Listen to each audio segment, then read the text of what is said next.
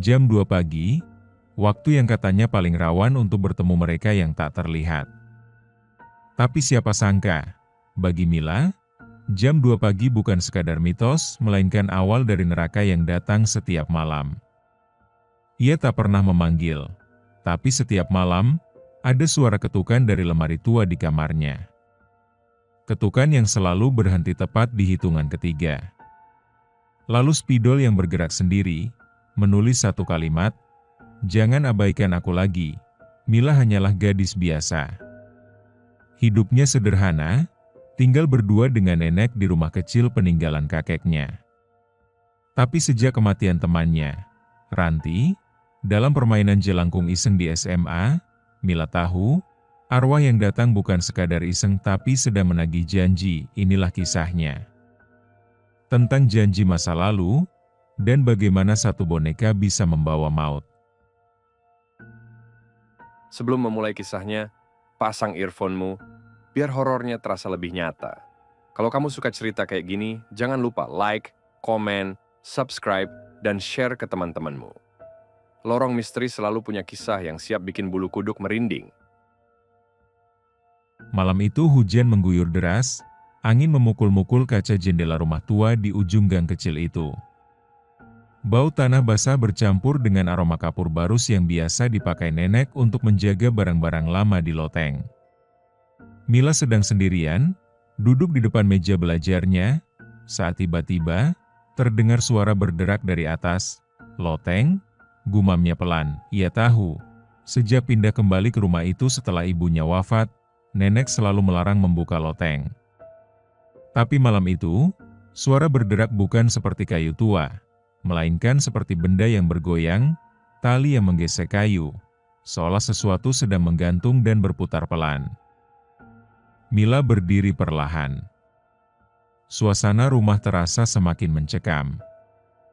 Jam di dinding berdetak pelan, tok-tok, tok-tok. Pukul 1.45.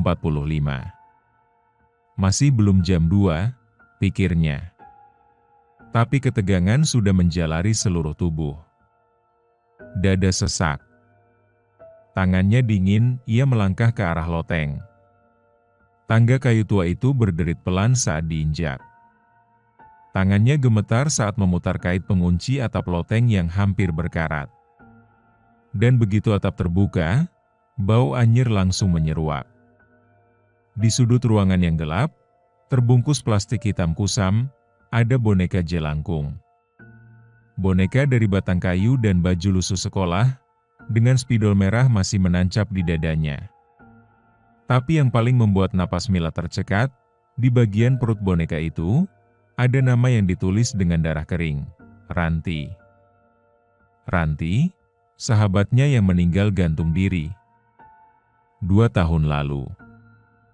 Dan di lantai kayu yang berdebu, Mila melihat tulisan bergetar sendiri seperti digores paksa oleh tangan tak kasat mata.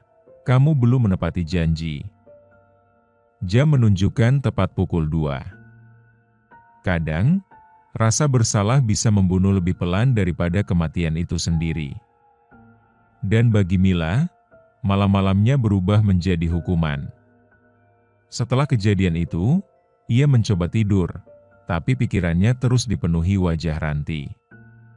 Wajah sahabat yang dulunya ceria, kini membiru dengan mata terbelalak dan lidah menjulur dari leher yang tergantung. Mila tak pernah lupa permainan jelangkung itu. Ia pikir itu hanya iseng, hanya main-main remaja bodoh yang penasaran. Tapi ternyata, arwah yang datang benar-benar tinggal. Dan kini, tepat jam 2 malam, semuanya kembali. Hujan belum reda sejak tadi. Petir sesekali menyambar, membuat bayangan pohon di halaman rumah tampak seperti tangan raksasa yang ingin masuk ke dalam kamar Mila. Ia duduk terpaku di ujung ranjang. Boneka jelangkung itu sudah ia bungkus kembali dan sembunyikan dalam lemari kayu tua. Tapi, jam dinding terus berdetak menuju waktu yang ia takutkan. 01.59 air matanya menetes. Ia mencoba membaca doa, mulutnya gemetar. tapi tangan dan kakinya tak berhenti dingin. Dan tepat saat jarum panjang menyentuh angka 12. Tuh. Tuh. Tuh. 3 ketukan dari dalam lemari. Mila menahan napas. Ia tak berani bergerak. Tapi suara itu kembali, kali ini dari bawah ranjangnya. Srek. Srek, seperti sesuatu yang menyeret kain. Perlahan, dari bawah ranjang, muncul tangan pucat dengan kuku panjang menghitam. Mila, suara itu pelan, seperti bisikan dari tenggorokan yang pernah patah. Jangan, isaknya. Ranti, aku minta maaf, tangan itu terhenti. Suasana jadi sunyi. Tapi tiba-tiba, semua benda di kamar bergetar. Buku-buku jatuh. Lampu berkedip. Dan dari dinding belakang, muncul tulisan, "Maafmu tidak cukup. Kau yang suruh aku datang malam itu." Mila teringat. Wajahnya pucat. Dulu, dialah yang memaksa Ranti ikut main jelangkung. Padahal Ranti menolak. Ia memohon-mohon, tapi Mila tertawa dan berkata, "Ayolah, Ran. Masa kamu penakut?" Dan malam itu, Ranti kerasukan. Suaranya berubah, matanya tak mengenal siapa-siapa, dan setelah itu, ia menghilang. 3 hari kemudian, ditemukan tergantung di kamar mandi sekolah. Mila mengira itu hanya kebetulan. Ternyata, arwah Ranti tak pernah benar-benar pergi. Kini, ia kembali. Setiap jam 2 pagi untuk menagih nyawa yang dijanjikan. Masa lalu memang tak bisa dihapus. Tapi siapa sangka, sebuah gurauan bisa berubah menjadi gerbang neraka? Mila mencoba menghindar, tapi mimpi-mimpi buruk datang silih berganti. Dan di dalam tidurnya, selalu ada kamar mandi sekolah itu. Tempat Ranti ditemukan tergantung. Malam ini, bukan hanya suara yang datang, tapi bayangan. Luka-luka, darah, dan cerita yang tak pernah diungkap tentang satu janji yang pernah diucapkan dalam canda, namun dimaknai serius oleh arwah penasaran. Mila, sudah terlalu dalam. Dan tak ada jalan pulang. Hari itu Mila tak pergi kuliah. Wajahnya pucat. Matanya sembab.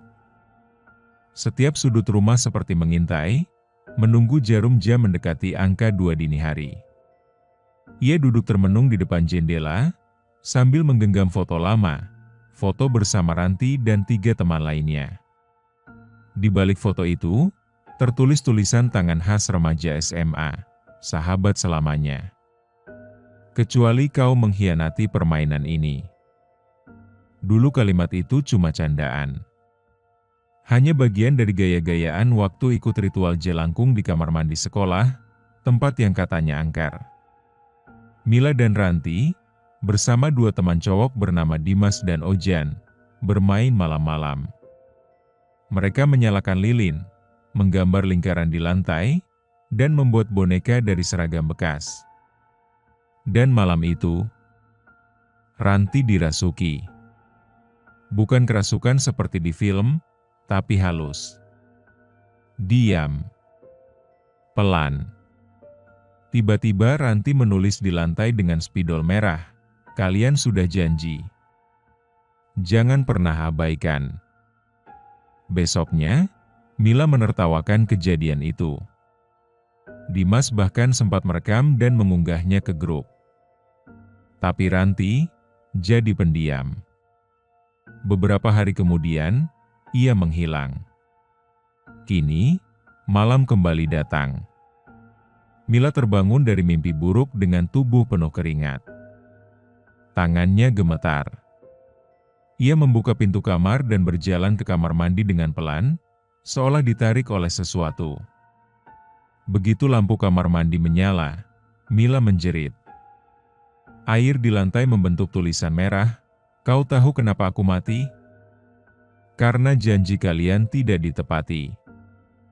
Tiba-tiba lampu padam. Gelap total. Di cermin, muncul bayangan Ranti. Lehernya tertekuk. Matanya kosong. Dan dari mulutnya menetes darah, menulis di permukaan cermin dengan darah beku. Satu dari kalian harus ikut malam ini. Mila jatuh terduduk. Suaranya pecah. Tolong, jangan. Aku gak tahu ini bakal separah ini, tapi malam belum selesai, jam di ruang tengah berdentang 2 kali. Dari pintu belakang rumah, terdengar suara mainan tradisional anak kecil yang berderit. Klik, klik, klik, jelangkung itu hidup. Dan malam ketiga akan lebih dari sekadar teror. Karena arwah lain mulai berdatangan. Tawa mereka masih terngiang, tawa remaja yang tak tahu bahwa bercanda dengan arwah adalah undangan untuk maut. Dulu Mila tertawa. Dimas tertawa. Ojen ikut merekam dan menyebarkannya. Tapi kini, hanya sunyi yang tersisa. Karena mereka semua sudah melihat bahwa arwah yang dipanggil tidak pernah kembali ke tempat asal. Dan malam ini, Mila tidak sendiri. Dimas kembali muncul. Bukan untuk meminta maaf, tapi karena ia juga diteror. Tapi pertanyaannya, siapa yang pertama mati di antara mereka?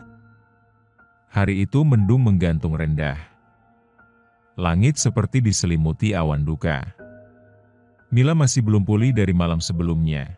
Tapi sebuah pesan masuk di WhatsApp membuat jantungnya hampir berhenti berdetak. Dimas.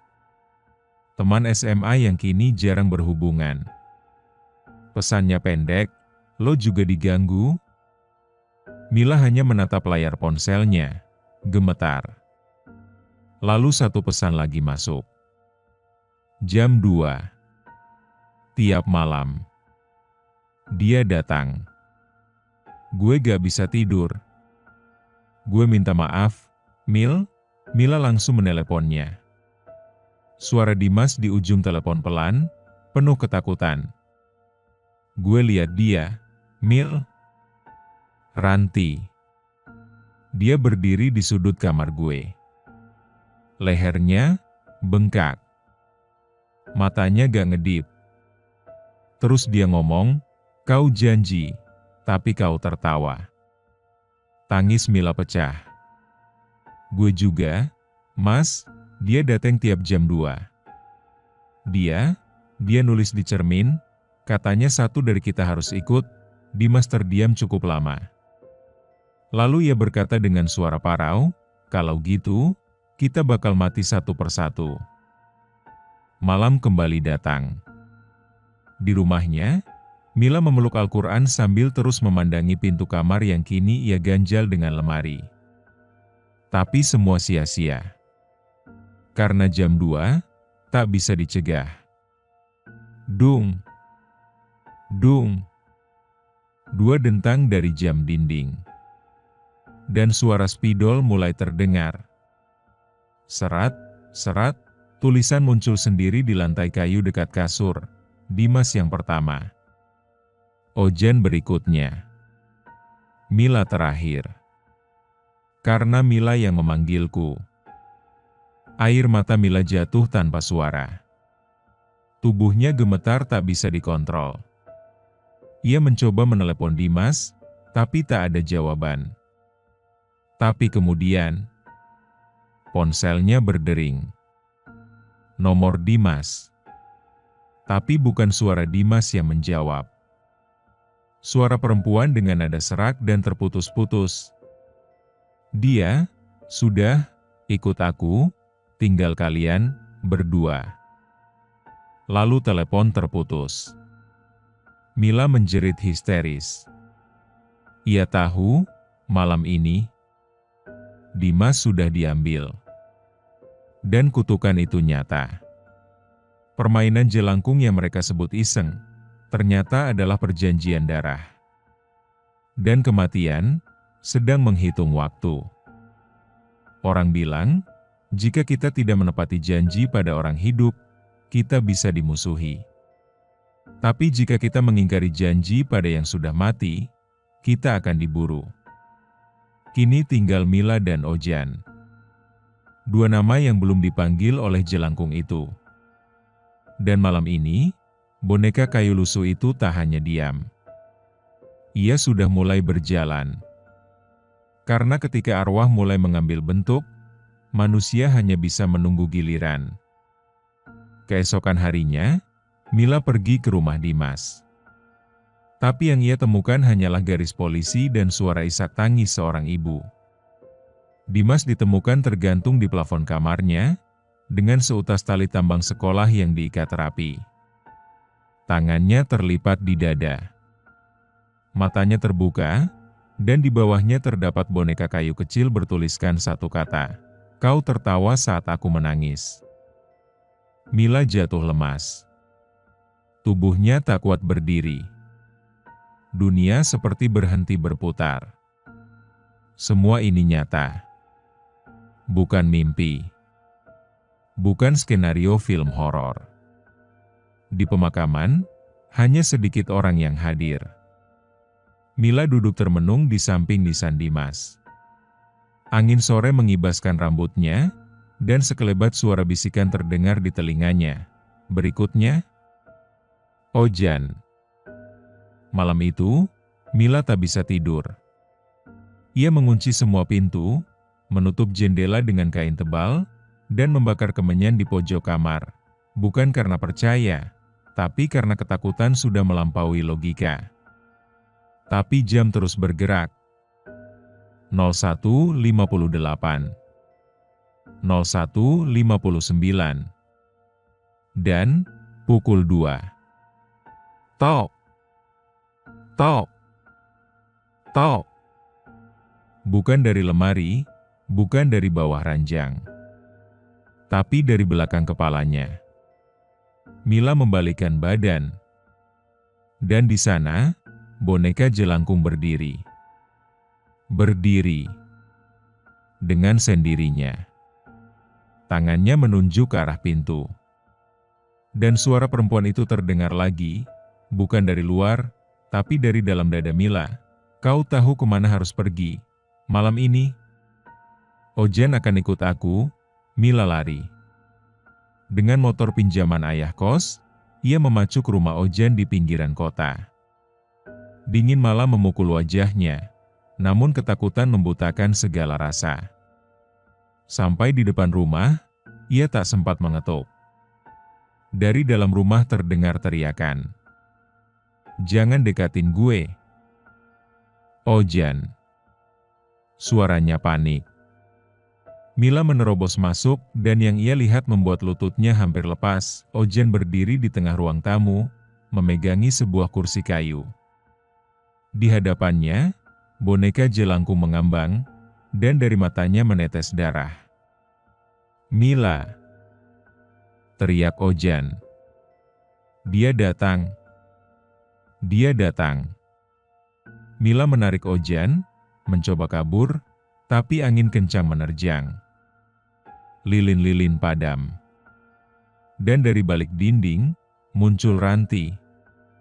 Dengan kepala tergantung, tangan mengulurkan boneka.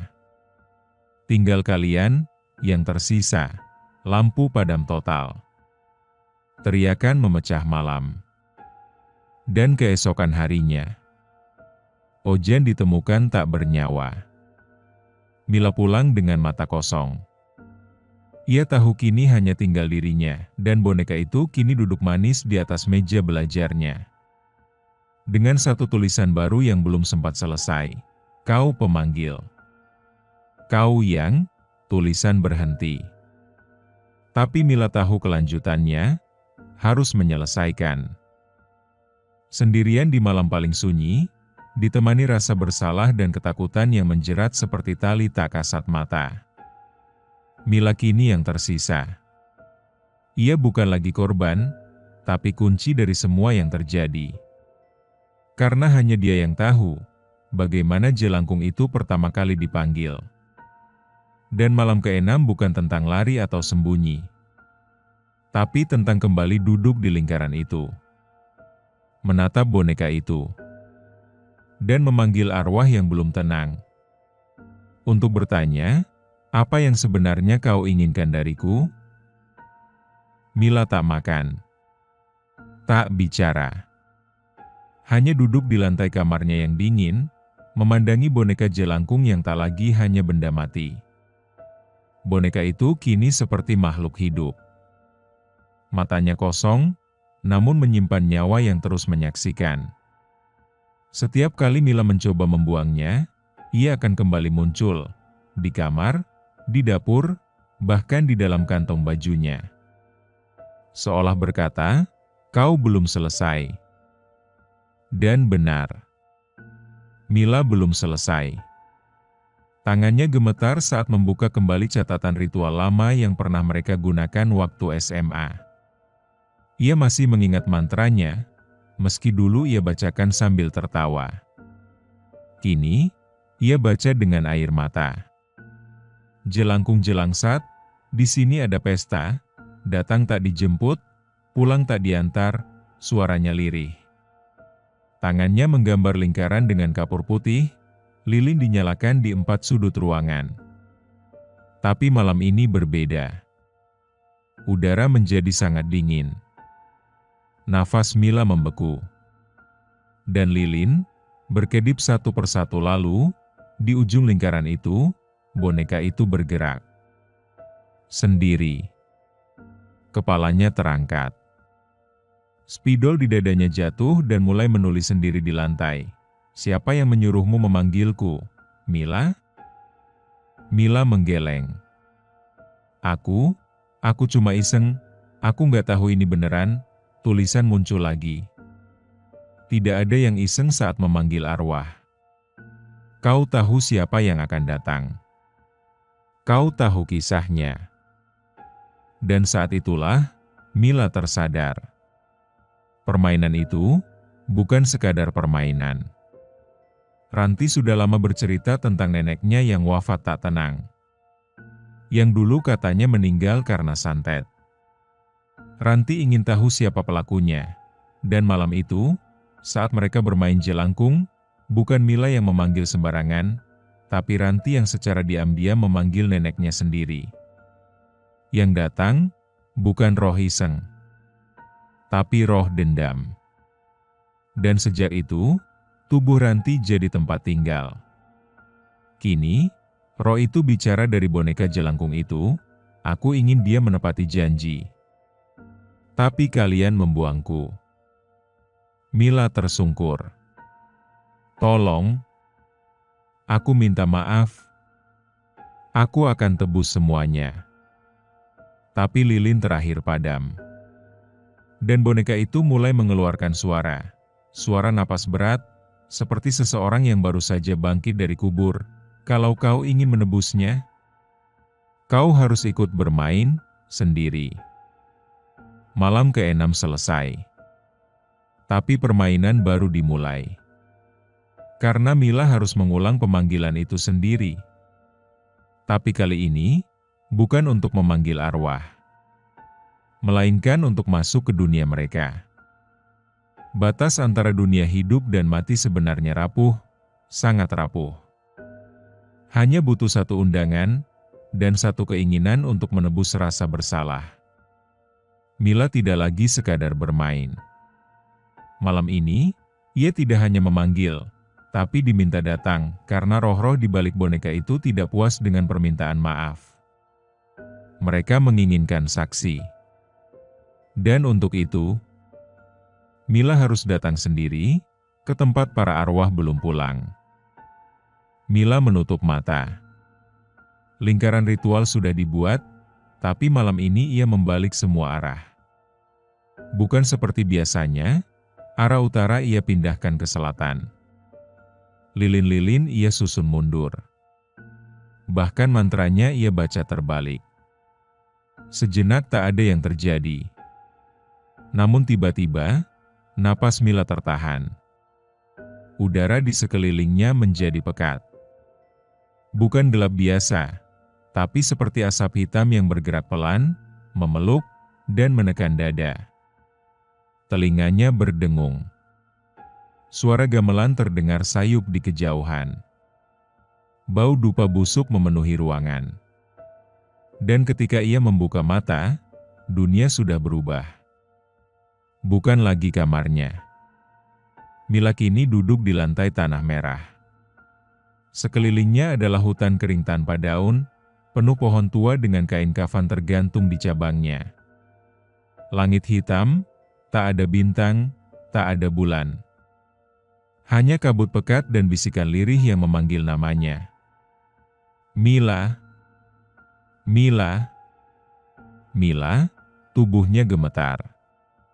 Tapi ia berdiri. Di hadapannya ada jalan tanah sempit, dihiasi barisan boneka jelangkung yang menggantung dari dahan pohon. Semua menatap ke arahnya, ia melangkah pelan, dan tiap langkahnya, tanah di bawah kaki seperti menyedotnya lebih dalam. Seolah dunia itu tidak ingin ia kembali.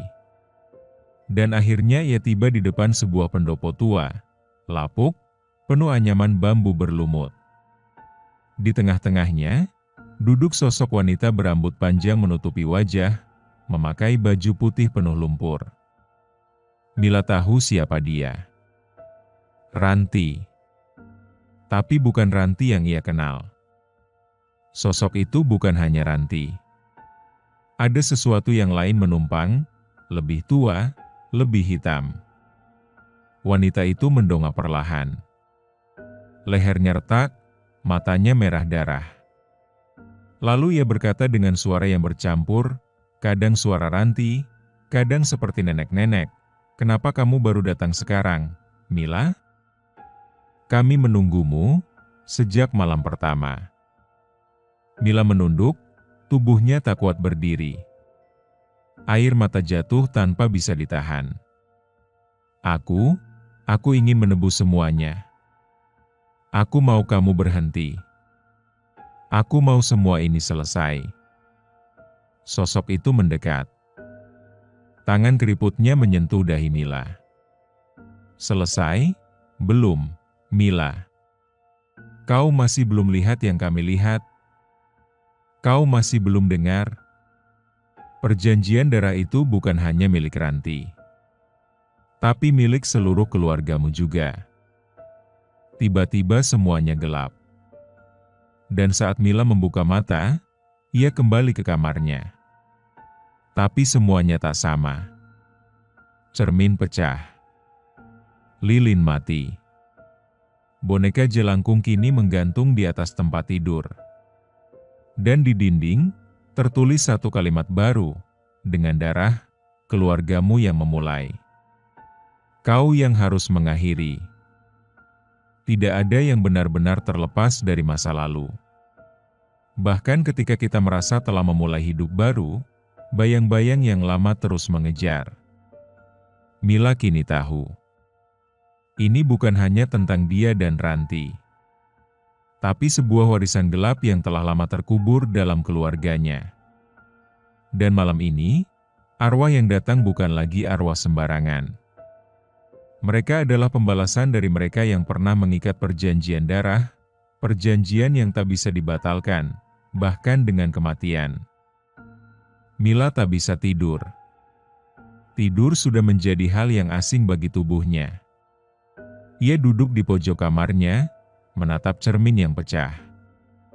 Bayangannya terlihat kabur, seolah-olah ada sesuatu yang mengawasi di belakangnya. Udara terasa semakin berat.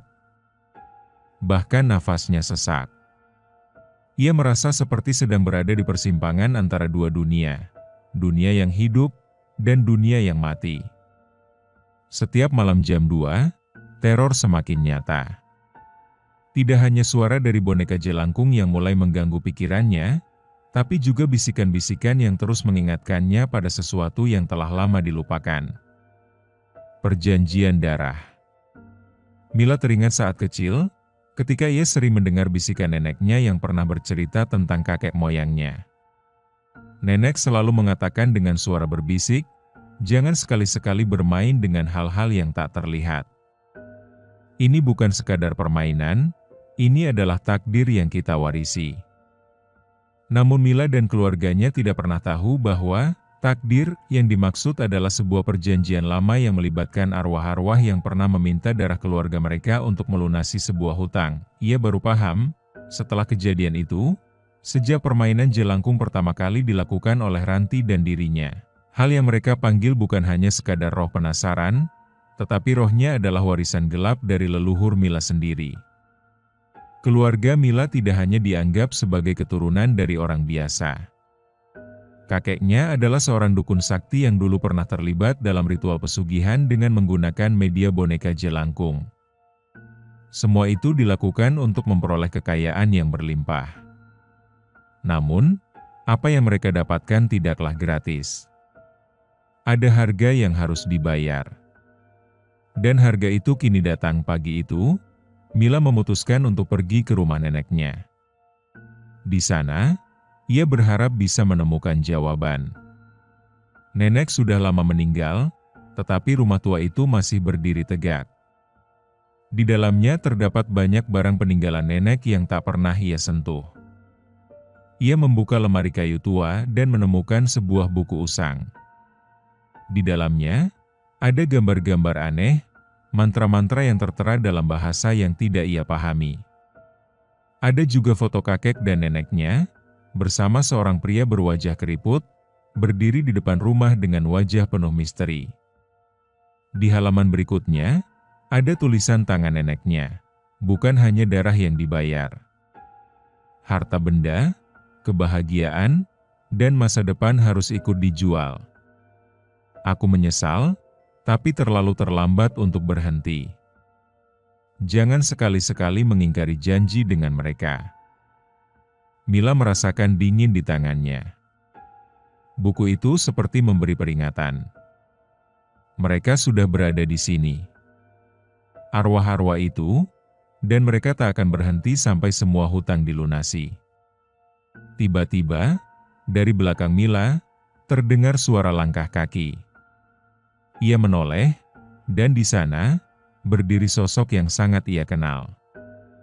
Ranti. Namun, wajahnya berbeda. Wajah Ranti sekarang sudah tak lagi tampak manusia. Wajahnya penuh luka, kulitnya mengelupas, dan matanya kosong, hanya ada kegelapan yang menghisap. Ranti mendekat perlahan. Kau tahu apa yang harus kau lakukan, Mila? Ranti mengangkat tangan yang kini memegang boneka jelangkung, dan boneka itu tersenyum, senyum yang penuh dengan dendam. Ini waktumu, Mila. Ini waktumu untuk menebus janji. Tapi Mila hanya bisa menatap kosong. Ia sudah terlalu terjebak. Apa yang terjadi sekarang adalah takdir keluarganya, tak bisa dihindari, dan kini ia harus menghadapinya. Malam itu, arwah-arwah lain mulai datang satu persatu. Mereka adalah arwah yang dibangkitkan oleh kakeknya untuk melunasi perjanjian yang telah ditutup dengan darah. Setiap arwah itu kini menuntut balas.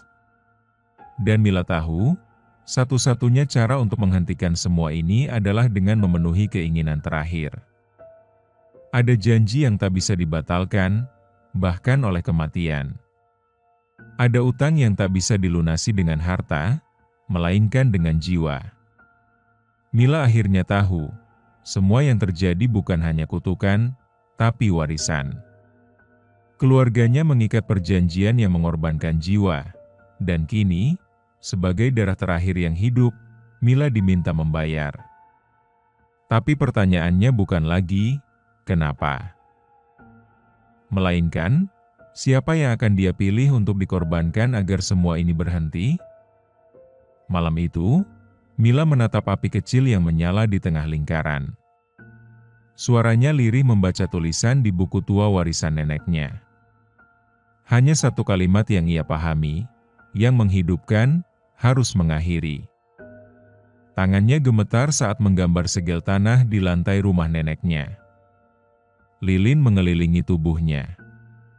Udara terasa jauh lebih padat dari biasanya. Suara gamelan lirih kembali terdengar, tapi kali ini bukan dari luar, melainkan dari dalam dirinya. Ia tahu, malam ini tak ada jalan kembali. Boneka jelangkung diletakkan di tengah lingkaran.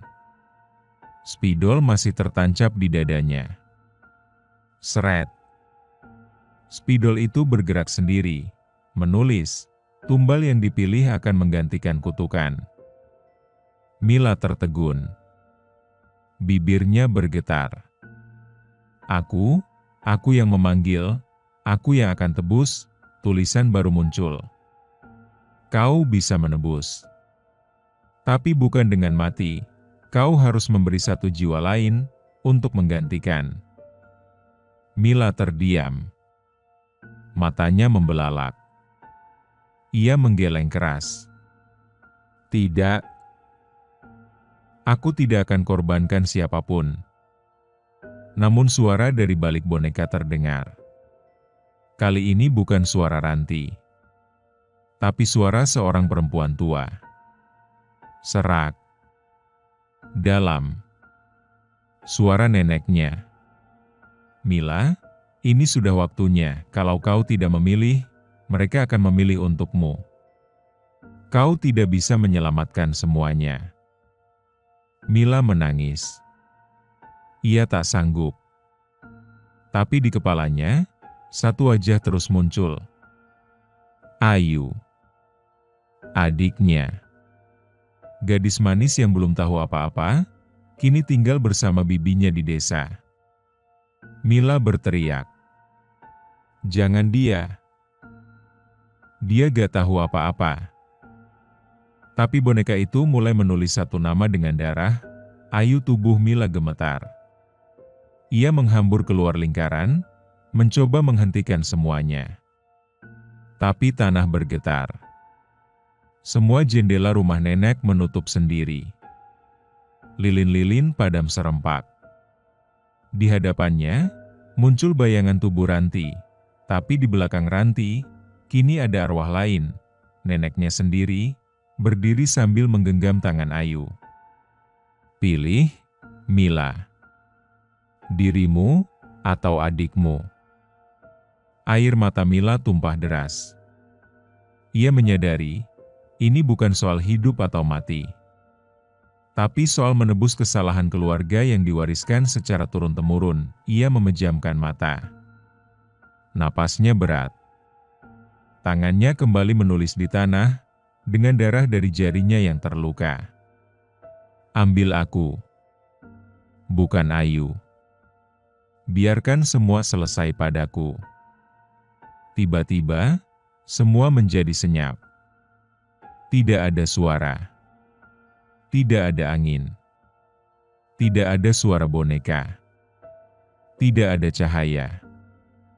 Dan saat Mila membuka matanya, ia sudah tidak lagi di rumah neneknya, melainkan di tempat asing. Hutan hitam. Tanpa suara. Tanpa kehidupan. Hanya lilin yang melayang. Dan suara pelan dari belakang telinganya, selamat datang di dunia mereka yang tak pernah pulang. Di dunia ini, jam 2 pagi hanyalah waktu. Tapi di dunia mereka, jam 2 adalah gerbang. Gerbang yang tak terlihat manusia biasa. Tapi bisa kau buka dengan darah, rasa bersalah, dan janji yang dilanggar. Mila telah memilih. Tapi dunia tempatnya sekarang bukan untuk menebus dosa, melainkan untuk menghidupkannya kembali. Karena tempat arwah tidak seperti yang dibayangkan. Tempat ini memiliki aturan. Dan satu kesalahan bisa membuatmu terjebak selamanya. Hutan itu tidak berbunyi. Tidak ada burung. Tidak ada serangga. Tidak ada angin. Tapi suara bisikan selalu ada. Di belakang kepala Mila, berbisik perlahan seperti ribuan lidah yang menjilat telinga. Langkah Mila berat. Setiap tanah yang ia injak mengisap sedikit dari tubuhnya. Bajunya lusuh, rambutnya acak-acakan, dan matanya mulai kehilangan harapan. Di kejauhan, ia melihat bayangan. Sebuah bangunan tua, seperti rumah panggung dari kayu gelap, berdiri miring. Di sekitarnya ada boneka-boneka jelangkung menggantung, matanya bolong, spidol meneteskan cairan hitam seperti darah basi. Mila berjalan ke arah rumah itu. Begitu ia masuk, pintu menutup sendiri di belakangnya. Di dalam rumah, duduk arwah Ranti, tapi kini wajahnya sudah utuh. Ia tidak menakutkan. Ia tidak menyeramkan, ia menangis. Aku gak pernah ingin ini terjadi. Mil, aku cuma pengen tahu, siapa yang bikin nenekku mati. Tapi yang datang, bukan nenekku. Tapi dia. Dia yang sejak dulu haus darah. Ranti menunjuk ke bayangan di pojok ruangan. Perlahan, dari gelap, muncullah sosok wanita tua berpakaian hitam, matanya putih kosong, dan lidahnya menjulur hingga ke dada. Itulah roh tua yang menghuni tubuh Ranti sejak ritual pertama dulu. Ia bukan arwah keluarga, tapi penagih janji, roh liar yang dilepas kakek Mila dulu untuk pesugihan. Karena darah keluargamu, kami terperangkap di sini dan untuk keluar, seseorang harus tetap tinggal. Mila menahan napas. Maksudmu, aku dijadikan tumbal? Roh itu mendekat. Nafasnya dingin. Setiap kata yang ia ucapkan membuat jantung Mila serasa berhenti berdetak. Bukan tumbal. Penjaga. Kamu yang membuka gerbang. Sekarang kamu harus menjaganya, agar arwah lain tak bisa kabur. Tiba-tiba tanah bergetar. Rumah itu bergoyang. Dari jendela, terlihat ratusan arwah berjalan tanpa wajah. Mereka bukan arwah yang damai, tapi roh penuh amarah. Ada yang wajahnya terbakar. Ada yang lehernya terputus. Ada yang tangannya menggantung di urat. Mereka mendekat. Ranti menarik tangan Mila. Kalau kamu gak bertahan di sini, Mil, mereka semua akan masuk ke dunia manusia. Mila menatapnya. Aku harus tetap di sini? Ranti mengangguk. Iya, tapi kamu bisa pilih satu hal. Mila terdiam. Suaranya serak. Apa? Pilih, kamu tetap di sini dan adikmu selamat. Atau kamu pulang, tapi Ayu yang ganti tempatmu. Tangis Mila pecah. Dunia terasa runtuh. Ia tahu ini bukan pilihan. Ini perang antara rasa cinta dan rasa takut. Ia menutup mata. Terbayang wajah Ayu yang polos. Tawa kecilnya waktu bermain boneka. Dan ucapan terakhirnya waktu Mila pamit pergi ke rumah nenek. Jangan lama-lama ya, Kak. Aku kangen. Mila membuka mata. Napasnya pelan lalu ia berkata, biarkan aku di sini. Tapi tutup gerbang itu, jangan biarkan satupun dari mereka lolos. Roh tua itu mendekat. Senyumnya lebar. Tangannya menyentuh kepala Mila. Dan tiba-tiba, semuanya terang. Cahaya putih menyilaukan. Di dunia nyata, Ayu terbangun dari tidur dengan peluh membasahi bantal. Ia bermimpi tentang kakaknya, berdiri di tengah hutan, tersenyum, lalu menghilang dalam cahaya. Dan jam dinding berdentang pelan. Dung, dung. Jam 2 pagi. Tapi, tidak ada suara. Tidak ada ketukan. Tidak ada boneka. Teror itu berhenti. Tapi di sudut kamar Ayu, di atas meja kecil, ada sebuah boneka jelangkung tua, lusuh, dan di dadanya tertulis, Terima kasih, Mila. Beberapa orang hilang karena kecelakaan.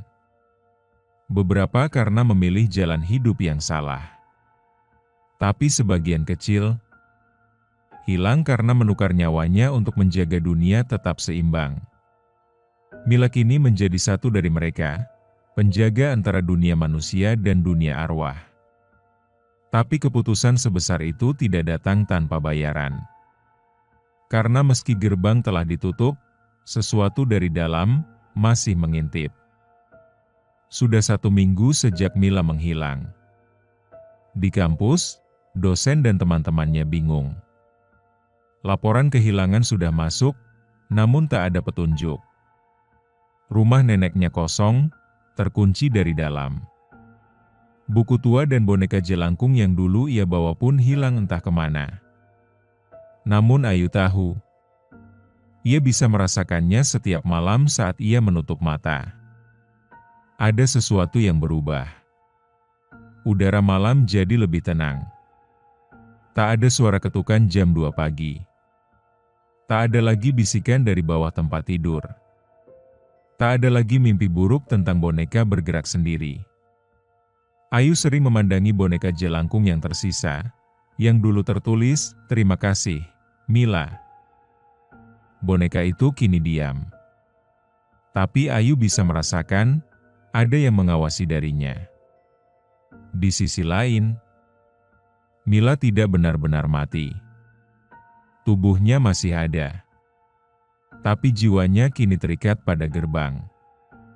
Ia berdiri di batas 2 dunia, di antara hutan gelap dan ladang kosong yang tak berujung. Di belakangnya, gerbang besar berwarna merah bata dengan ukiran kuno terus berdetak seperti jantung. Tiap malam jam 2, gerbang itu bergemuruh. Seolah mencoba terbuka. Tapi Mila berdiri di depan pintunya. Tangan kanannya menggenggam spidol hitam. Tangan kirinya menggenggam lilin kecil yang tak pernah padam. Dari balik gerbang, arwah-arwah mencoba menerobos. Beberapa menangis. Beberapa berteriak marah. Beberapa menyerupai orang-orang yang Mila kenal, wajah teman-teman SMA-nya, bahkan ibunya sendiri. Tapi Mila tahu, itu semua penipuan roh, ia harus menjaga. Harus tetap di sini, karena kalau ia pergi, mereka semua akan masuk. Dan dunia manusia akan hancur. Tapi malam ke-7 sejak pengorbanan Mila, ada sesuatu yang berbeda. Gerbang tidak hanya bergemuruh, tapi mulai retak di sudutnya. Dari dalam terdengar suara tua dan tajam, "Kau bukan penjaga pertama, Mila. Dan kau juga bukan yang terakhir." Mila melangkah mundur. "Apa maksudmu?" Tapi tidak ada jawaban. Hanya tawa ribuan roh yang menggema, menembus batas dimensi. Mila kini sadar, tugas ini bukan sekadar menjaga, tapi melanjutkan kutukan yang tak pernah benar-benar selesai. Di dunia nyata, Ayu bangun dengan napas tersengal. Ia bermimpi melihat kakaknya berdiri sendirian di depan gerbang, dikelilingi boneka jelangkung yang mengapung di udara, dengan tatapan sedih, namun kuat. Dan untuk pertama kalinya, boneka di kamarnya tersenyum. Ketika seseorang menukar hidupnya demi menyelamatkan orang lain, seharusnya cerita berhenti di sana. Tapi kutukan bukan cerita. Ia seperti penyakit, yang bisa pindah, menempel, dan menunggu waktu. Mila kini terikat sebagai penjaga. Tapi dunia manusia tetap rapuh.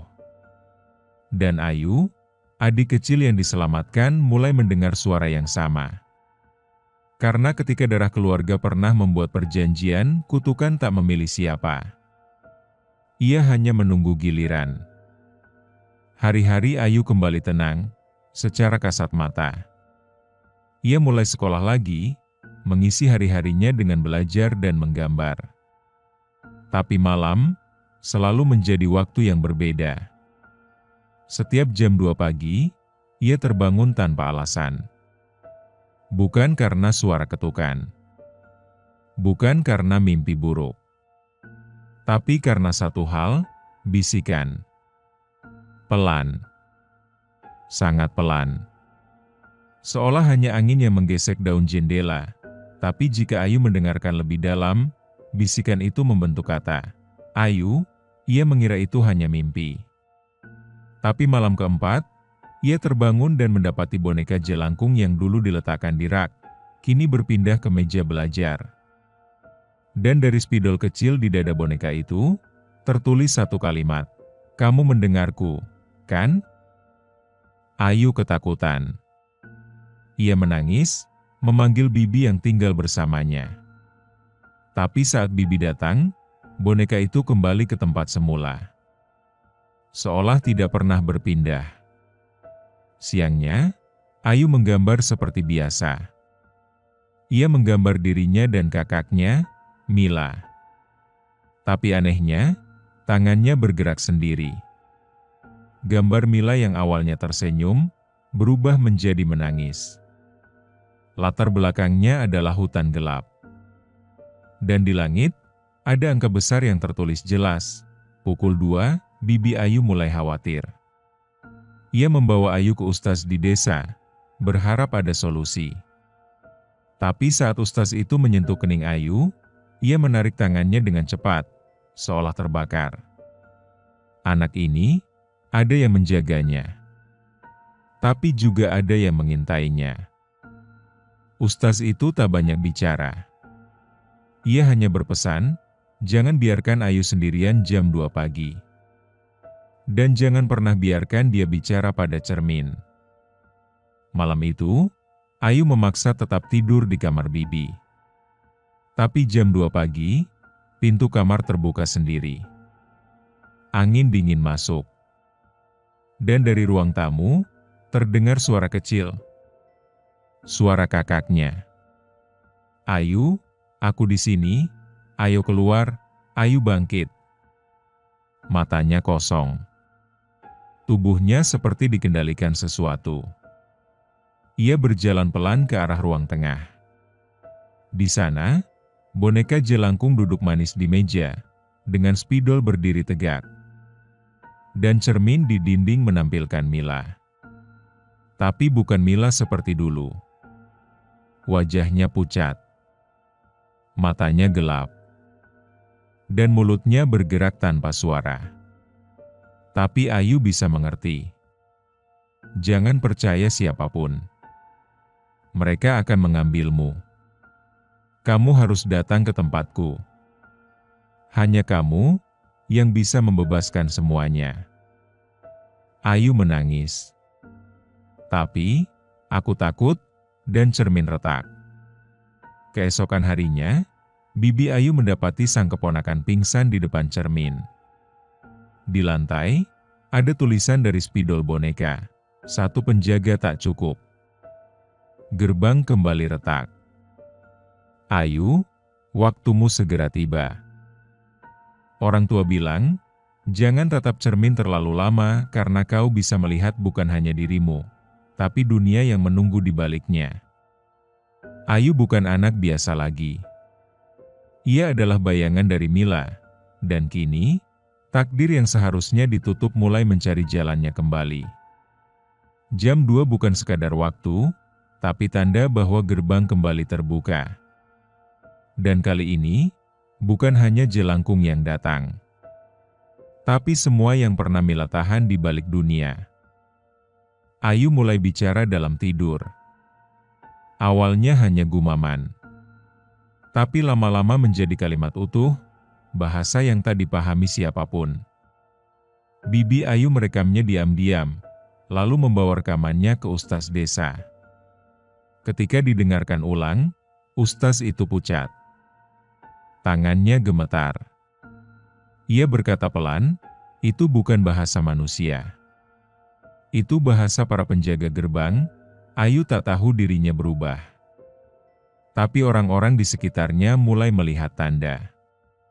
Setiap jam 2 pagi, Bayangan Ayu di cermin bergerak lebih cepat dari tubuh aslinya. Kadang tersenyum sendiri. Kadang menyeringai, seolah tahu apa yang akan terjadi. Dan pada malam ke-13, tepat jam 2, puncaknya datang. Bibi Ayu sedang tidur. Tapi suara langkah kecil membangunkannya. Suara kaki telanjang yang menyentuh lantai. Ia membuka mata, dan melihat Ayu berdiri di depan cermin, berbicara dengan seseorang.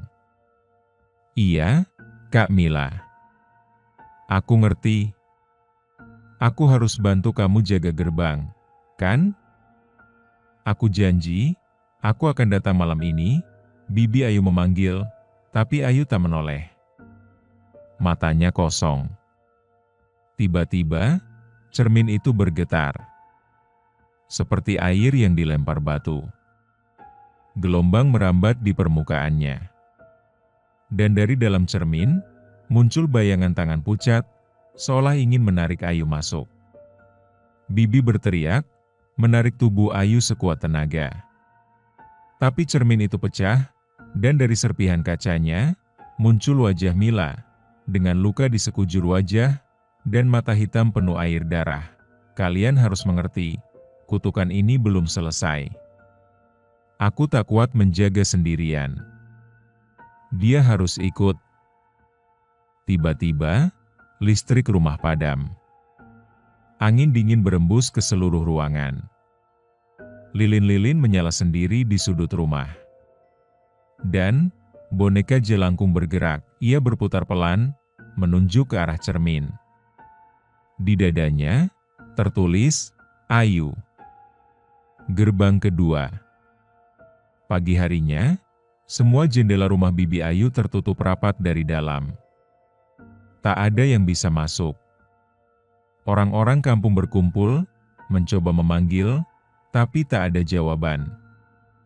Ketika aparat datang dan mendobrak pintu, rumah itu kosong. Tidak ada Ayu. Tidak ada Bibi. Hanya cermin besar di ruang tamu, utuh tanpa retak. Dan di dalam cermin, samar-samar, terlihat dua bayangan kecil sedang berdiri. Berdampingan. Saling menggenggam tangan. Satu bayangan adalah Mila. Satunya lagi, Ayu. Penjara arwah bukan tempat untuk dua anak kecil menjaga ribuan dendam. Dan ketika gerbang itu tidak dijaga lagi oleh mereka yang tahu batas, maka yang keluar bukan cuma roh penasaran, tapi amarah masa lalu yang tak sempat terbalaskan. Mila dan Ayu kini terperangkap. Tapi dunia manusia mulai mendengar bisikan yang sama. Karena kutukan bukan hanya warisan darah, tapi juga bisa menyebar ke siapapun yang berani menatap cermin saat jam 2 pagi. Sejak malam itu, satu demi satu warga desa mulai mengalami hal yang sama, bangun jam 2 pagi. Menatap cermin tanpa sadar. Dan melihat bayangan mereka tertinggal. Awalnya dianggap mimpi buruk. Tapi makin lama, kejadian aneh makin sering terjadi. Seorang ibu muda mengaku melihat anaknya berbicara dengan cermin. Ketika ditanya, anak itu menjawab, "Itu bukan aku yang ngomong, tapi aku yang di dalam kaca." Lalu, seorang bapak tua menemukan boneka kecil tergantung di dapurnya. Bukan boneka buatan pabrik, tapi boneka jelangkung dari kain putih dan kayu silang. Di dadanya tertulis, "Kembali." Tak lama, seorang pemuda kampung yang dulu ikut mengejek Mila saat ia hilang ditemukan pingsan. Saat sadar, ia terus meneriakkan satu kalimat, "Gerbangnya terbuka." Mereka keluar. Mereka keluar. Orang-orang mulai resah. Banyak yang mulai menutup semua cermin di rumah mereka. Ada yang menutupnya dengan kain kafan, ada yang menghancurkan kaca di kamar, bahkan ada yang membuang semua cermin ke sungai. Namun malam ke-14 menjadi malam yang tak bisa dilupakan. Jam menunjukkan pukul 1.58. Angin berhenti. Semua hewan peliharaan bersembunyi. Lampu-lampu mulai berkedip. Dan tepat pukul 02.00, semua cermin di desa retak secara bersamaan. Retakan itu tidak sekadar pecah, tapi membentuk wajah yang berbeda di tiap rumah, tapi semuanya menangis darah. Salah satu wajah itu adalah wajah Mila. Di rumah kepala desa, anak sulungnya menatap cermin dan tiba-tiba tersenyum aneh, lalu berkata, "Mereka sudah keluar, kamu semua hanya bisa menunggu giliran." Lalu anak itu pingsan, berita mulai menyebar. Wartawan lokal datang ke desa, mencari tahu apa yang sebenarnya terjadi. Tapi setiap yang masuk, tak ada yang bisa merekam satupun kejadian. Kamera mereka mati. Audio rusak. Bahkan ponsel mereka hanya merekam suara tangisan pelan dan suara anak kecil menghitung. 1, 2, 3, kau akan lihat mereka di dalam kaca. Kini, bukan hanya desa itu yang diganggu. Cermin-cermin di kota tetangga mulai menunjukkan gejala aneh. Bayangan terlambat bergerak. Terdengar suara ketukan dari dalam lemari kaca. Dan di beberapa rumah, boneka jelangkung ditemukan tergantung di balik tirai. Semua ini mengarah pada satu hal, tidak ada lagi penjaga. Gerbang sudah bocor. Arwah yang tertahan mulai menyebar. Dan mereka tidak lagi memilih korban berdasarkan darah keluarga Mila, melainkan siapapun yang pernah memanggil jelangkung, bahkan hanya karena iseng. Ketika semua penjaga telah terperangkap dan gerbang kegelapan mulai bocor kemana-mana, maka yang bisa menghentikannya bukan lagi mereka yang terikat, tapi seseorang yang pernah melarikan diri. Seseorang yang dulu kabur dari permainan jelangkung dan membiarkan Mila memanggil sendirian. Kini ia kembali dengan satu niat, menebus dosanya, meski harus menukar nyawanya sendiri. Namanya Reza. Dulu, ia teman kampus Mila. Bahkan lebih dari itu. Reza adalah orang yang pertama kali mengenalkan permainan jelangkung ke Mila dan Ranti. Tapi saat malam ritual pertama terjadi, Reza kabur. Ia merasa ada yang tidak beres, dan memilih menyelamatkan diri. Ia tak pernah cerita. Tak pernah kembali. Hingga akhirnya berita tentang hilangnya Mila muncul di televisi. Dan sekarang, tentang desa yang dihantui jelangkung. Selama bertahun-tahun, Reza dihantui rasa bersalah. Tapi ia memilih diam, berpura-pura semua baik-baik saja. Sampai satu malam, tepat jam 2 pagi, ia bermimpi. Di dalam mimpinya, Mila duduk di atas tumpukan tulang. Wajahnya separuh hancur, tapi matanya masih mengenali Reza. "Kamu yang buka gerbang pertama, Reza. Kamu yang harus tutup pintunya." Reza terbangun. Pagi itu, ia tidak berpikir panjang. Ia langsung pergi menuju desa tempat Ayu dan Mila terakhir terlihat. Setelah menempuh perjalanan panjang, Reza tiba di desa yang kini seperti kota mati. Semua jendela tertutup. Rumah-rumah sepi. Dan cermin-cermin dibungkus kain hitam atau ditaruh terbalik. Namun satu rumah menarik perhatiannya, rumah nenek Mila. Masih berdiri. Masih gelap. Dan tidak dikunci. Reza masuk.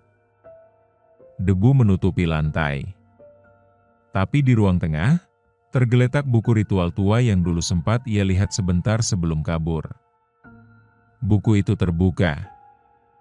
Dan di halamannya tertulis dengan tinta darah, penutup gerbang butuh jiwa pemanggil pertama. Jika dia tak datang, dunia ini akan menjadi tempat mereka. Reza jatuh terduduk. Ia kini paham sepenuhnya. Ia yang memulai. Ia yang harus mengakhiri. Malam itu, Reza memulai ritual. Ia membalik arah lingkaran, menyalakan lilin dengan urutan terbalik, dan menggambar simbol di lantai tanah rumah Nenek Mila. Di tengahnya, ia meletakkan boneka jelangkung. Bukan milik Mila, tapi boneka baru yang ia buat sendiri, dengan kemeja lusuh miliknya, dan kayu dari pagar belakang rumah, pagar yang dulu mereka duduk di atasnya sambil bercanda, sebelum semuanya hancur. Datang bukan untuk main. Datang untuk menebus dosa. Datang untuk menutup pintu. Jelangkung, jelangkung, ini darahku. Ini jiwaku. Bawalah aku ke tempat di mana Mila ditahan. Tiba-tiba, semua lilin padam. Lantai rumah bergetar. Cermin-cermin di rumah itu pecah bersamaan. Dan boneka jelangkung di tengah lingkaran tersenyum. Lalu, jatuh sendiri. Reza menutup matanya. Dan dalam sepersekian detik, tubuhnya bukan lagi di rumah itu, melainkan di dimensi gerbang. Tanah merah. Langit gelap. Hutan penuh kain kafan. Dan Mila. Mila berdiri di hadapannya, memeluk Ayu yang terlihat lemah dan pucat. Keduanya menatap Reza. Mila menangis. Kamu datang? Kamu akhirnya datang, Reza tersenyum pedih. Ia maju satu langkah. Aku gak bisa benerin semuanya. Tapi biar aku yang jaga pintunya sekarang. Mila menggeleng. Tapi Ayu menatapnya, dan berkata lirih, kalau Kak Reza jaga, aku bisa pulang, kan? Reza mengangguk. Tangannya membuka buku ritual yang terbentuk sendiri di udara. Ia membaca mantra terakhir, mantra penutup gerbang. Dan saat ia selesai, tubuh Mila dan Ayu berubah menjadi cahaya putih. Mereka ditarik oleh angin lembut, dan perlahan menghilang. Namun tanah mulai mengguncang hebat. Gerbang berdarah di belakang mereka menganga lebih lebar. Roh-roh mengerang. Dan satu suara berkata, kau tahu harga dari pengorbananmu, Reza. Kau tidak akan mati. Tapi kau akan menjadi gerbang itu sendiri. Reza menatap cahaya terakhir Mila dan Ayu menghilang. Ia tersenyum pelan. Kalau itu harga untuk menebus semua, aku rela. Dan begitu cahaya mereka menghilang sepenuhnya, Reza berdiri sendirian di depan gerbang yang mulai membatu. Tubuhnya memucat. Matanya menjadi kosong.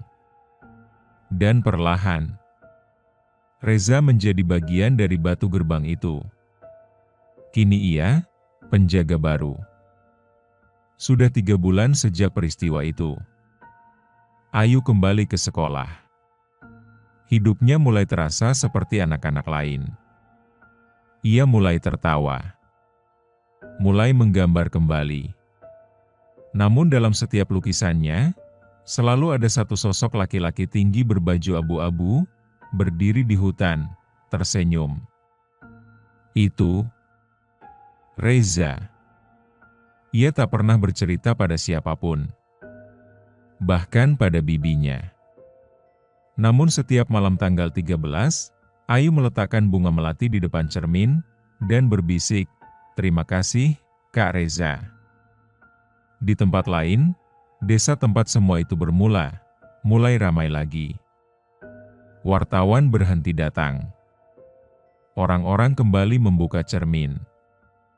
Tapi satu rumah tetap kosong, rumah Nenek Mila. Rumah itu tak dijual. Tak dibongkar. Tapi setiap malam, tetap terdengar suara langkah kaki, dan bau dupa yang menyelinap dari bawah pintu. Di kampus, orang-orang mengingat Mila dan Reza sebagai mahasiswa yang hilang dalam pendakian. Versi resmi polisi mengatakan mereka tersesat dan belum ditemukan. Namun, foto mereka berdua kini terpasang di ruang kenangan fakultas. Setiap kali ada mahasiswa baru lewat di depan ruangan itu, ada yang mengaku merasa diperhatikan. Suatu hari, seorang mahasiswa bernama Tio masuk ke ruang kenangan. Ia mengetuk kaca bingkai foto Mila sambil tertawa kecil. "Ah, masa sih? Cuma main jelangkung bisa hilang segitunya?" Tio merekam dirinya sendiri. Ia buat video untuk konten iseng TikTok. Di caption, ia tulis, "Yuk panggil jelangkung bareng foto Mila." Katanya serem banget. Ia upload jam 1.45 malam. Dan saat jam menunjukkan 02.00, komentar mulai muncul satu persatu. Bro, di akhir video lo, kaca retak gak sih? Itu suara cewek nangis dari mana ya? Ada yang gerak di belakang lo barusan. Dan tepat saat video mencapai 666 views, Tio menghilang. Di rumah kosnya, teman sekamarnya menemukan laptop Tio terbuka. Di layar, tersisa satu frame, foto Mila. Tapi senyumnya, kini sedikit lebih lebar. Dan bayangannya, menatap langsung ke arah kamera. Dunia memang tenang sekarang. Tapi tenang bukan berarti aman. Karena setiap kali seseorang memainkan jelangkung, setiap kali ada yang iseng menantang yang tak terlihat, mereka yang berada di balik gerbang akan mengingat satu hal. Pintu sudah tertutup. Tapi kami tak pernah berhenti mendengar. Dulu, jelangkung hanya dipanggil di malam gelap di bawah pohon tua, atau dalam kamar tertutup. Tapi zaman berubah. Sekarang, orang-orang memanggilnya lewat live STRIM, lewat likes, lewat komentar, coba tag temen lo yang penakut. Jelangkung kini bukan cuma permainan, tapi konten. Dan yang menonton, tidak selalu manusia. Platform sosial media kini punya tantangan baru, Jelangkung Challenge. Dimulai oleh akun misterius bernama arwah_terakhir, challenge ini viral hanya dalam 2 hari. Isinya sederhana, panggil jelangkung jam 2 pagi. Live stream. Kalau kamu berani, bukti akan datang dari balik cermin. Video pertamanya hanya menunjukkan satu tangan menggambar lingkaran dan meletakkan boneka. Tak ada wajah. Hanya suara perempuan berbisik, "Jelangkung, jelangkung, di sini aku panggil bukan untuk main." Tapi yang membuat netizen panik adalah komentar paling atas, yang manggil ini bukan manusia. Tak lama setelah video itu viral, muncul reaksi video. Seorang influencer remaja, Sasha, 18 tahun, dengan 2,5 juta followers di TikTok, menerima tantangan itu. Ia percaya ini cuma konten horor buat lucu-lucuan. Malam itu, ia live dari kamarnya, jam menunjukkan pukul 1.59. Komentar masuk ribuan, "Gas Mbak Sasha. Wah serem banget, tapi fix editan. Mau tag temen? Takut kualat." Tepat jam 2, boneka Sasha bergerak sedikit. Lampu kamar redup. Live-nya ngeglitch. Lalu ada komentar yang muncul tiba-tiba, "Kamu udah dipanggil balik." Wajah Sasha berubah tegang. Ia tertawa gugup. Tapi para penonton bisa melihat bayangan tangan muncul dari balik lemari. Sasha tidak sadar. Ia terus membaca komentar. Lalu layar menjadi hitam selama 4 detik. Ketika kembali normal, wajah Sasha sudah pucat. Ia hanya menatap kosong ke arah kamera, lalu berkata dengan suara berat, "Sekarang giliranku." Live terputus. Akun Sasha menghilang. Semua videonya dihapus otomatis. Dan caption terakhir yang tertinggal hanya, "Jangan main kalau tidak siap dijemput." Malam berikutnya, Beberapa netizen mencoba memanggil Jelangkung sambil nonton ulang video pertama arwah_terakhir. Salah satu dari mereka, pengguna bernama Rio Ghostry, mencoba pakai boneka buatan sendiri.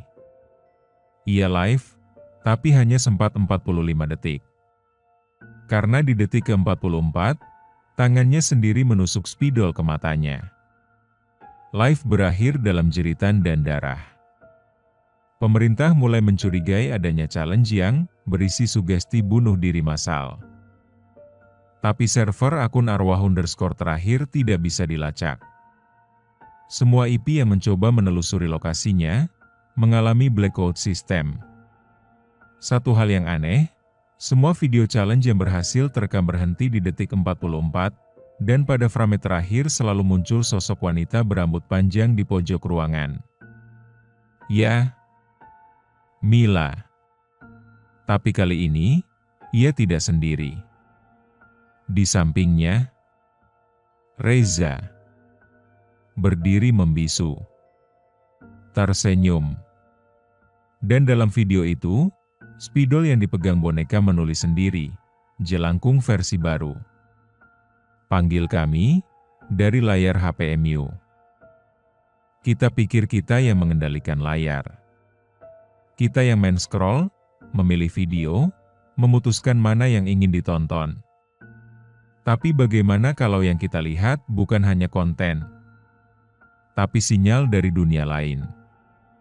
Viral bukan lagi tentang algoritma, tapi tentang seberapa banyak mata manusia yang bisa menyaksikan kutukan itu sekaligus. Dan kini, arwah tak butuh lagi upacara. Cukup satu klik, cukup satu view, dan mereka akan datang. Setelah Sasha, lebih banyak kasus bermunculan. Bukan sekadar orang kerasukan saat live, tapi mereka menghilang secara nyata. Satu remaja pria di Bandung ditemukan pingsan di dalam lemari. Di pipinya tertulis dengan spidol, "Bukan tempatmu, tapi kami datang." Di Jakarta, seorang selebgram yang menyindir challenge Jelangkung dan bilang, cuma akal-akalan konten, menghilang saat sedang syuting. Kameramen bersumpah, ia hanya terputar ke arah cermin, lalu lenyap. Dalam hasil rekaman, suara terakhirnya terdengar. "Hah?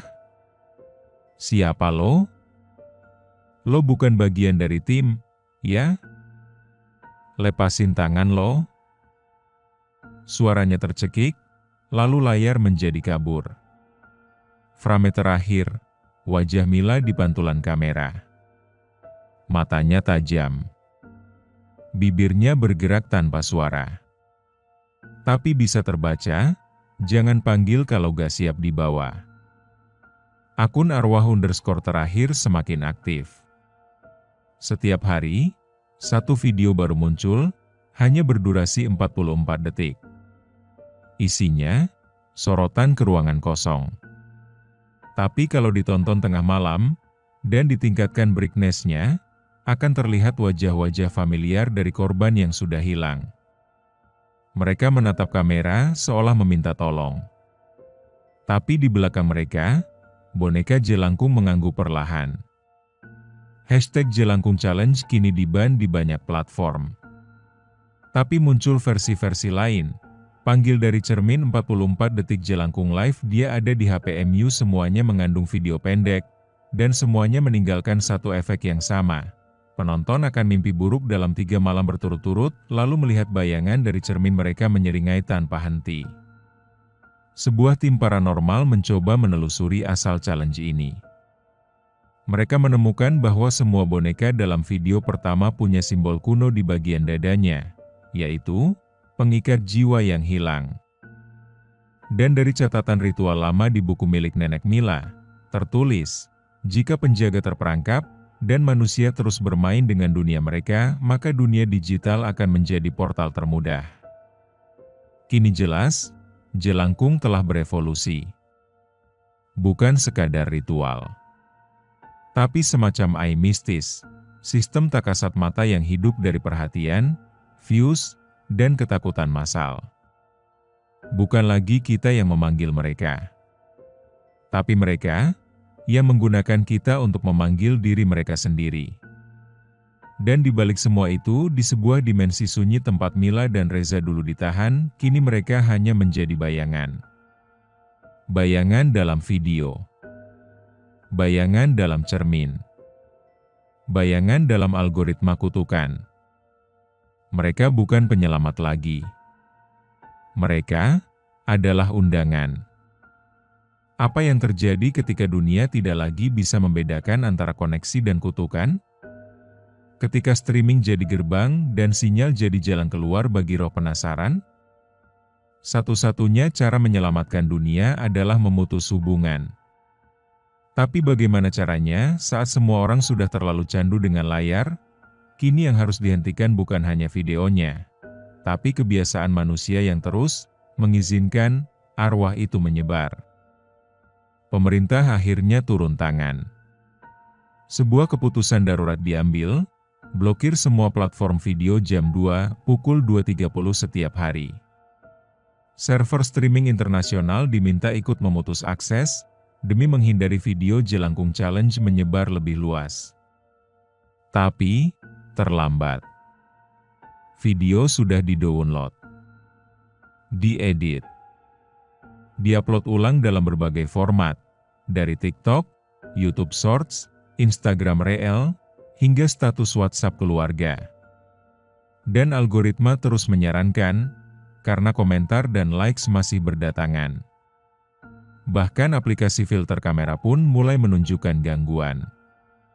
Beberapa pengguna mengeluh, filter wajah berubah menjadi topeng boneka jelangkung secara otomatis. Tiba-tiba muncul efek ruangan redup meski siang hari. Dan paling fatal, filter beauty memperlihatkan bayangan orang lain berdiri di belakang mereka, yang tak ada dalam kenyataan. Di Pusat Data Internet Nasional, petugas yang mencoba mematikan server pusat terkejut ketika monitor menyala sendiri. Mereka melihat video berdurasi 44 detik yang terulang tanpa henti. Dalam video itu, Mila duduk di depan lingkaran ritual, Reza berdiri di belakangnya, dan boneka jelangkung menulis, "Jangan cabut kabelnya, kami hidup dari koneksi kalian." Salah satu teknisi pingsan. Yang lain, tidak pernah ditemukan kembali. Dalam skala lebih luas, beberapa negara mulai mengalami efek domino. Di Malaysia, seorang remaja live TikTok sambil memutar suara pemanggilan jelangkung, lalu menghilang dari frame secara langsung. Di Thailand, seorang seleb TikTok ditemukan mati dalam posisi melingkar seperti boneka. Di Indonesia, tren diam 44 detik di depan cermin menjadi hal edgy di kalangan remaja, meski banyak dari mereka mengalami insomnia, mimpi buruk, dan gangguan psikologis. Ayu, yang kini berusia 14 tahun, melihat semua ini dari kejauhan. Ia tahu, ini semua salah. Di malam sunyi, Ayu menulis surat. Surat itu tidak ditujukan untuk siapapun secara khusus, melainkan untuk dunia. Berhenti. Jangan nonton lagi, jangan cari tahu lagi. Setiap kali kalian nonton, mereka tambah kuat. Kalian yang panggil mereka. Bukan jelangkung yang datang, tapi kita yang memberi jalan. Surat itu ia rekam dalam video 1 menit. Tanpa musik. Tanpa efek. Namun setelah diupload, videonya tidak muncul dimanapun. Semua platform menolaknya. Komentar otomatis muncul, pesan ini tidak sesuai dengan pedoman dunia kami. Ayu hanya bisa menangis. Ia menatap cermin, dan untuk pertama kalinya sejak Reza menghilang, ia melihat sosok kakaknya berdiri di balik pantulan. Tapi bukan Mila yang tenang. Mila kini tersenyum seperti boneka. Ayu, ini bukan tentang menghindar. Ini tentang siapa yang bisa bertahan di dalam. Keesokan paginya, rumah Ayu kosong. Cermin di kamarnya pecah. Dan spidol menulis sendiri di dinding, Ayu telah bergabung. koneksi lebih kuat dari sebelumnya. Akhir dari cerita bukan selalu tentang penutupan. Kadang, akhir hanyalah bentuk baru dari keberlanjutan.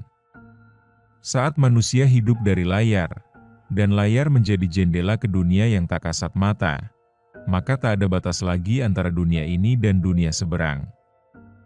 Ayu telah memilih jalannya. Reza telah menjadi pengikat.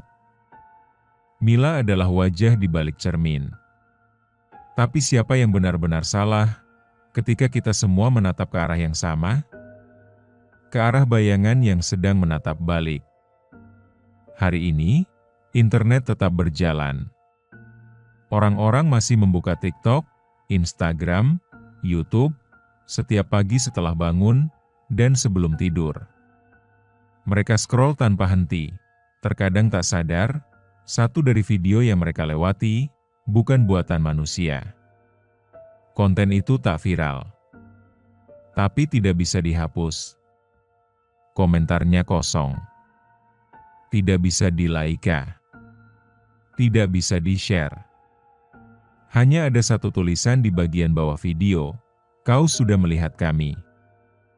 Di sekolah-sekolah, anak-anak bermain 44 detik challenge di toilet. Sebagian menghilang. Sebagian sakit jiwa, tapi video tetap terus bermunculan. Satu wajah yang terus hadir di latar belakang, Mila. Kini, bukan hanya wajahnya, terkadang terdengar suara pelan dari speaker HP. Kita tidak bisa pulang, tapi kalian bisa ke sini. Dan wajah Reza pun sesekali muncul, di kaca belakang mobil, di pantulan laptop, di bayangan layar kaca. Reza bukan lagi manusia, ia adalah kode sinyal yang merambat dari satu piksel ke piksel lain. Ia adalah penjaga baru, tapi tak lagi bisa mengontrol arwah lain yang ikut terbawa. Karena ketika terlalu banyak manusia membuka pintu yang sama, tak ada penjaga yang cukup kuat menahannya. Sebuah organisasi global mencoba membuat firewall mistis, membangun sistem AI pemblokir kata jelangkung, 44 detik, boneka ritual dari seluruh internet. Tapi sistem itu malah terkena serangan balik. Semua akun developer hilang. Server meledak secara misterius. Dan satu pesan muncul di monitor utama mereka, tulisannya berdarah dan bergelombang. Kalau kalian tak ingin kami dikenal, maka kami akan tinggal. Hari ini, jika kamu bangun jam 2, dan kamu membuka ponselmu, dan kamu melihat satu video pendek berdurasi 44 detik, lalu wajahmu terasa aneh di layar kamera, lalu kamu merasa ada yang memperhatikanmu di belakang. Matikan. Sekarang. Tarik napas. Dan jangan pernah lihat ke cermin. Karena kini, bukan kamu yang memanggil jelangkung, tapi jelangkung yang sudah memanggil kamu. Cerita ini bukan untuk menakut-nakuti, tapi untuk mengingatkan bahwa ketika kita terlalu sering mengejar perhatian, kadang perhatian itu datang dari tempat yang tidak kita harapkan. Dan dalam dunia yang serba terhubung, bahkan kutukan pun tak butuh ritual lagi. Hanya butuh koneksi. Terima kasih sudah mendengarkan kisah ini sampai habis. Jangan lupa like, komen, subscribe, dan share ke teman-temanmu.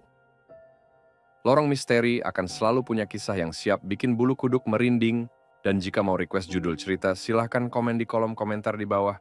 Kami akan buatkan untuk kalian.